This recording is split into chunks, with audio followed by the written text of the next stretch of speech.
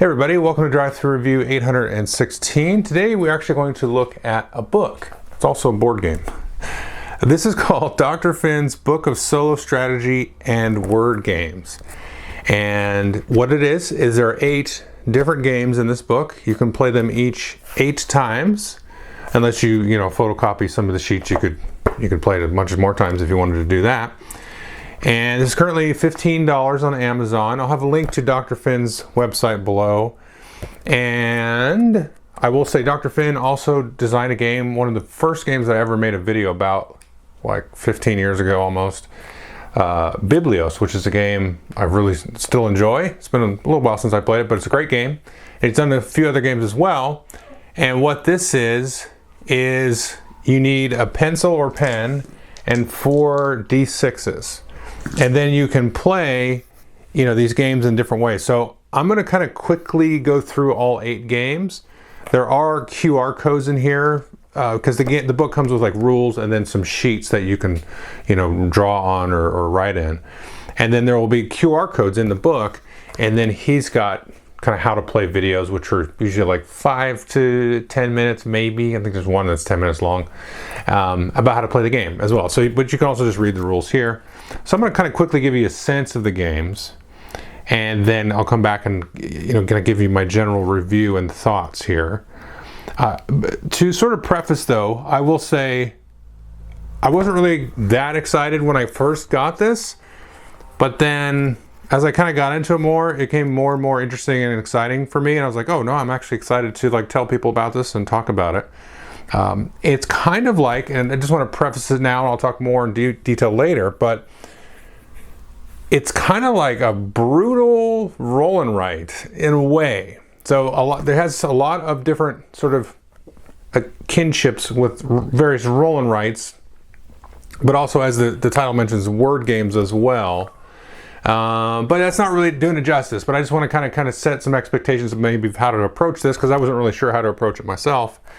And then we'll talk more detail in the review. But let's go down to the table or to the book and then take a look.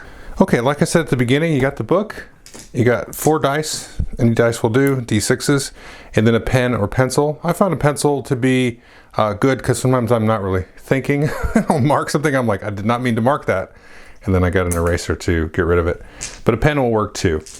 And like I said, you've got 8 games. You can see they're kind of listed down here. Cosmic Run, Mission 1, Crunch the Numbers, Pen Pals, Leftover Letters, and so on. And then we'll just open the book here. Talks a little bit about how to do it. Here is a chart to kind of keep track of your scores. Now I have played all 8 games only once, but I was like, I'll just play each of them once and then see how I go from there. And you can keep track of your score history here. And then you've got a table of contents where the rules for each game start, and then where the sheets to play those games start. And then we'll start here just to kind of give you a sense of the layout. So you've got Cosmic Mission 1, which as a first game, there's actually probably a little bit more rules than normal. Some of the other rules are just like 2 pages. So you got some rules here and some nice illustrated examples. Everything's pretty clear. And then you have, in this case, these are sideways, but you've got different sheets. You can see I've marked some of this up. And then you've got some blank sheets here. And then we move on to like another game.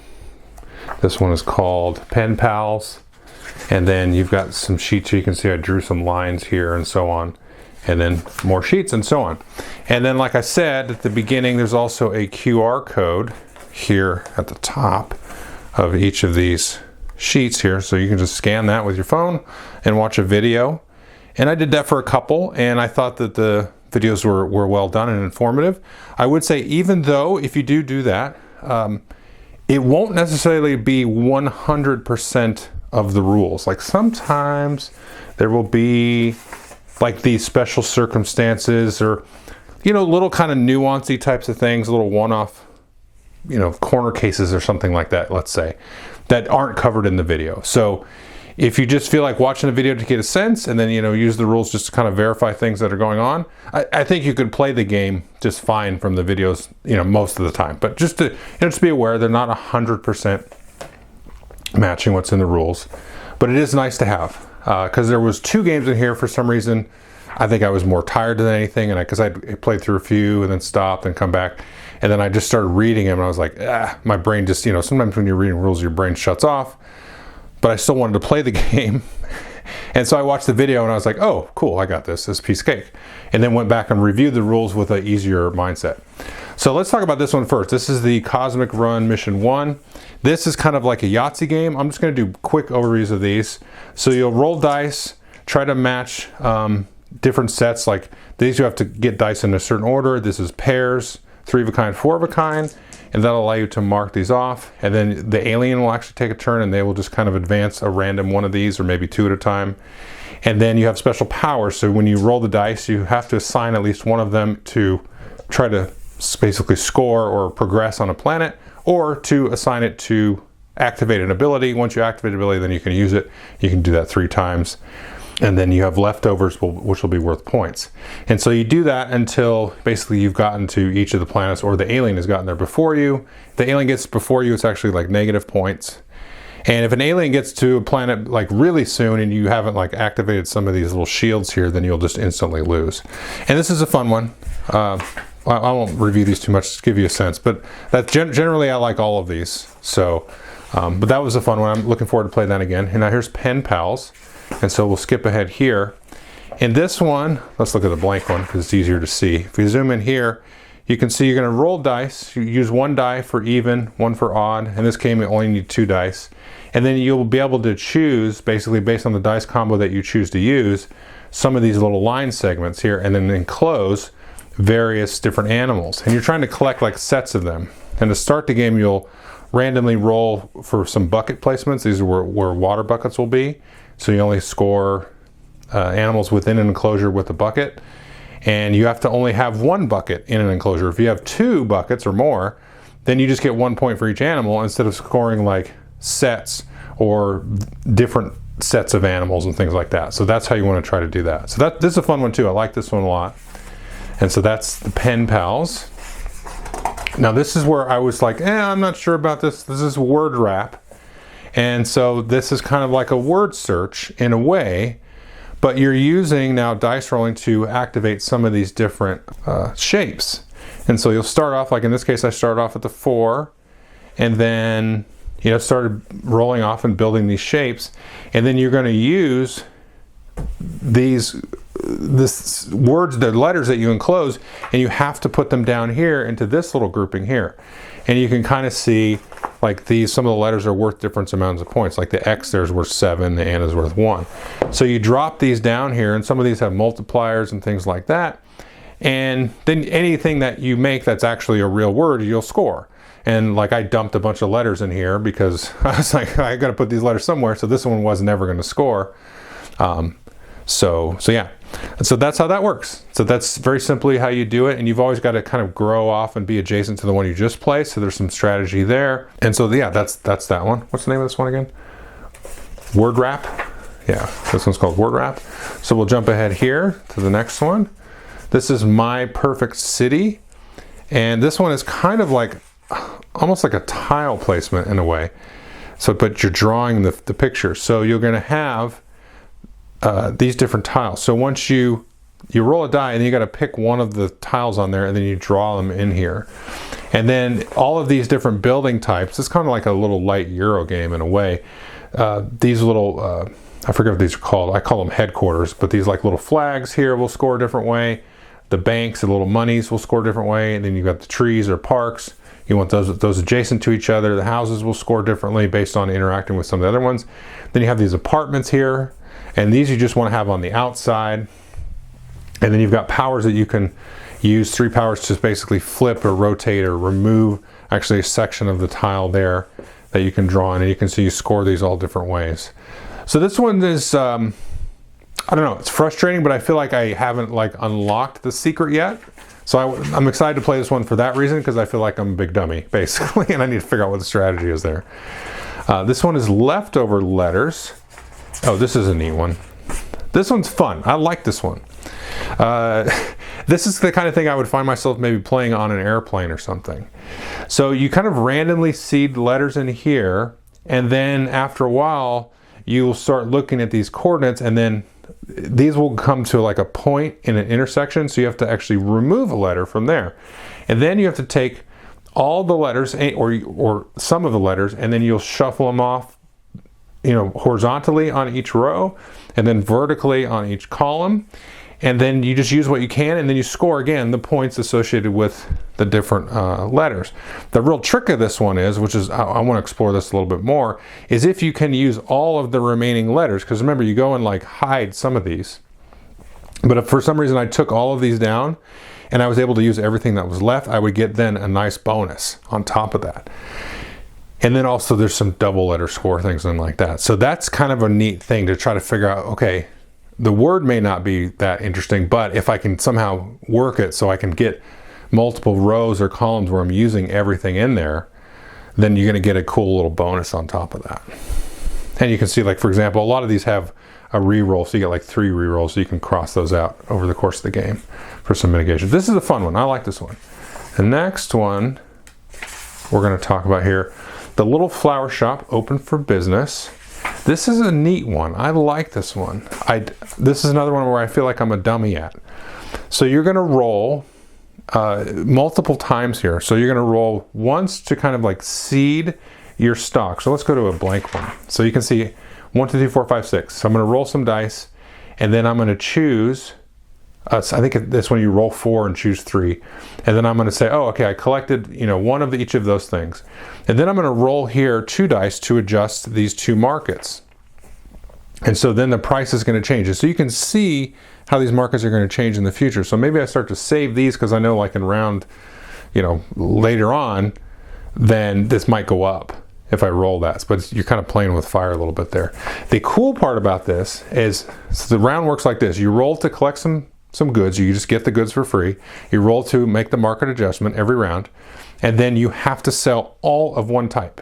So I pick either like candlesticks, teddy bears, teacups, whatever, and I sell all of them. And so that's okay. Okay, cool. That happens. But then twice during the game, you're going to look and assign in these 2 boxes here one of these 5 special orders, where it's like at the end of the game you need to sell 5 different items, or 4 different items, or 2 pair.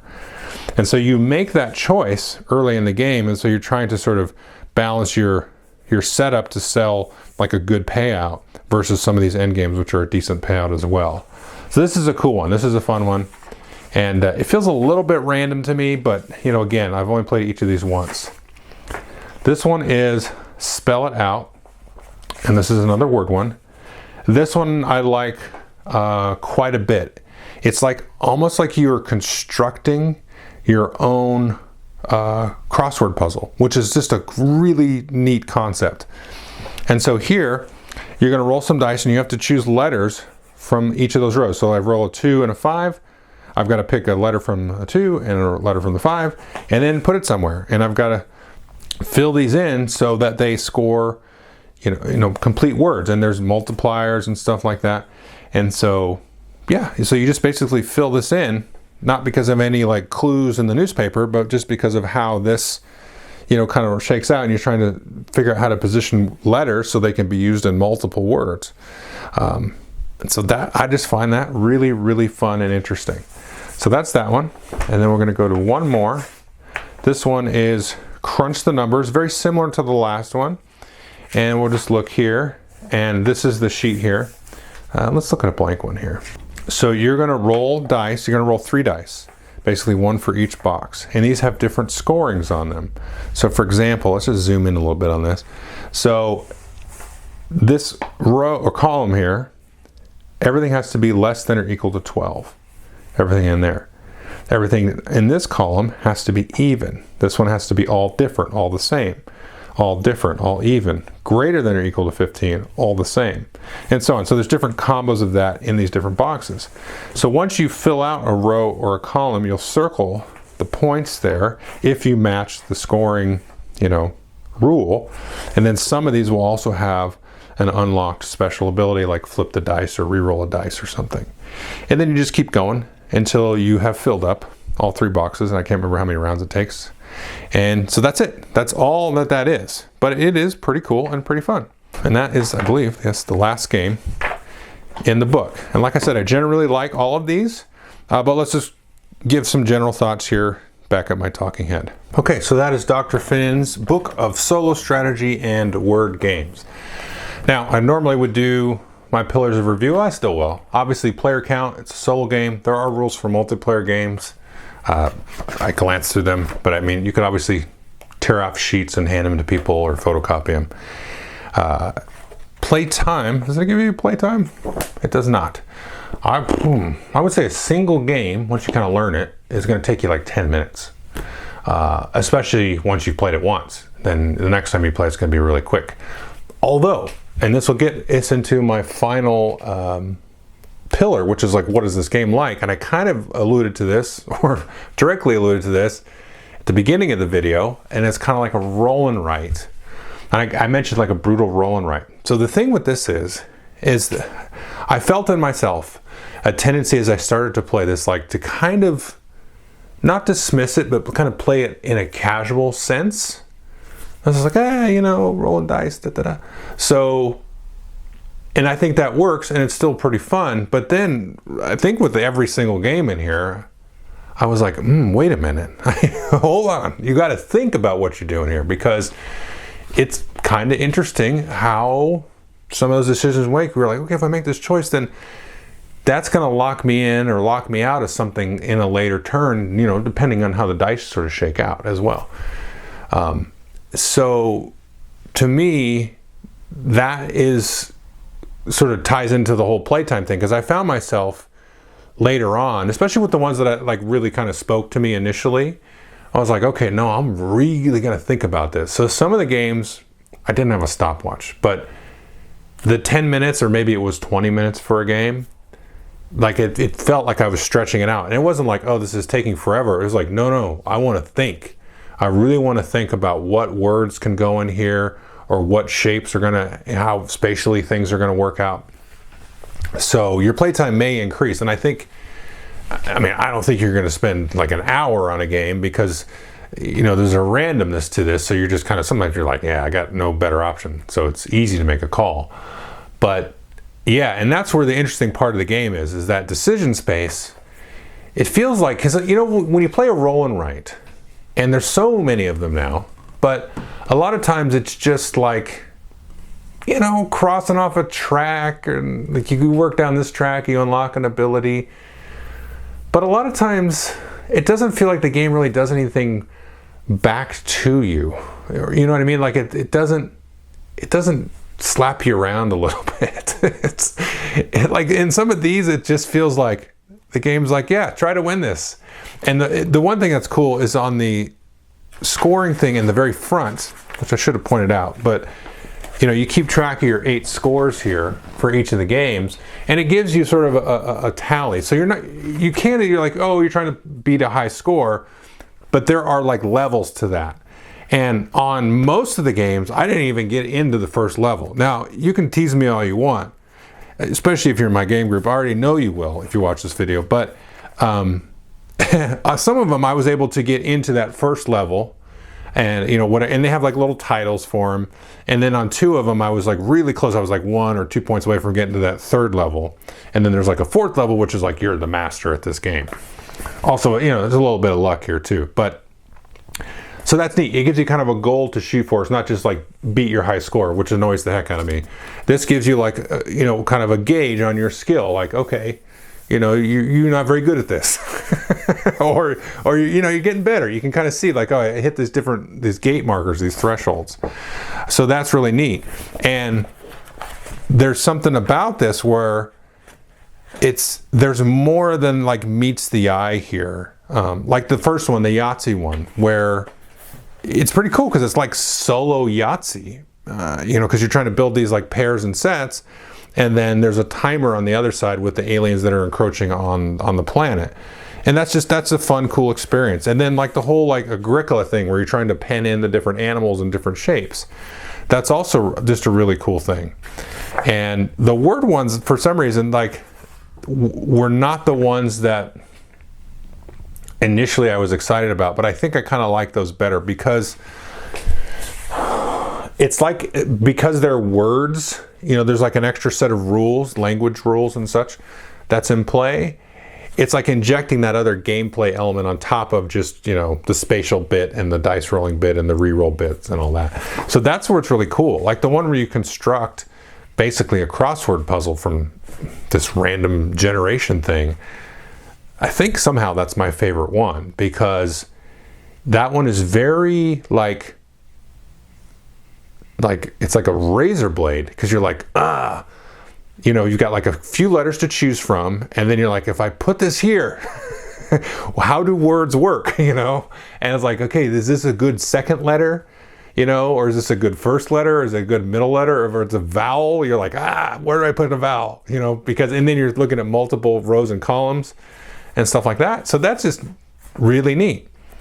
And then like this other one that I really like, I mentioned it seems random, so I'm not sure about it, but it's going to be fun to explore and see if there's maybe some pattern here, because I feel like a lot of these I've only played it once and I'm like, is this just random or what? But either way, it's fun, and it's going to be interesting to kind of explore, like, you know, what is a good strategy, because again, it is random, it's dice rolling, but I think there's a method to the madness. But this one here with like the supply chain thing, the what's the name of the game? The Little Flower Shop Open for Business, where you get goods every round, but then the market's always going to change, and so you're trying to predict. That one probably feels like the most like whatever. It's random, you know, so I could stock up a whole bunch of teddy bears, and then that market never changes, and they're stuck at $1 a piece instead of $4 or $5. So that feels a little bit random. But you have the other part of it, that's the custom orders at the end of the game. So, you know, it's interesting. It's just, it's fun. Not all of these have to be, you know, A+ games. And I would say most of these are probably A and B games. And, you know, maybe just that one is like a level C game. But again, I only played it once, so I don't know. So either way, it doesn't take much time.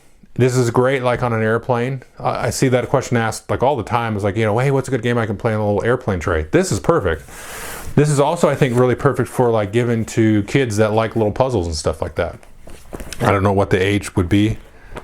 Probably like junior high and above easily. And then, you know, if your kid's a genius, if they're younger than junior high, then, you know, they could do it. But it's a great little game. You just need 4 dice, and I think it even mentions an app. So if you don't have dice handy, there's a little dice rolling app that you can scan and use it on your phone. I think it's just a web page. And then you just need a pencil or something, and away you go. And you can't beat the price. It's $15 on Amazon. And you can go to the website. I've seen he's got like other games that you could download that are like $5 each, and they look like they're a little bit actually graphically nicer, so you could print them out or mark them up on your computer or tablet or something like that. They look a little PDF, you know, similar games to this. And yeah, I mean, I know it seems like kind of silly, but I was like, man, I'm really excited to tell people about this, because it's just such a cool, different kind of thing to, you know, how many word games are there? There's 3 word games, and then 5 like non-word games that are all like these spatial things, or you know, like a city building game, a little space Yahtzee game, all that stuff. So there's just a lot of fun little different ways to kind of scratch your brain with this book, and I can't recommend it enough. As silly as it sounds, you know, it's not Terra Mystica or Twilight Imperium or whatever, but it's fun, it's cool, and it's $15. What are you doing? You know what I mean? It's fun. I recommend it like across the board. Definitely. It's super cool. So thanks.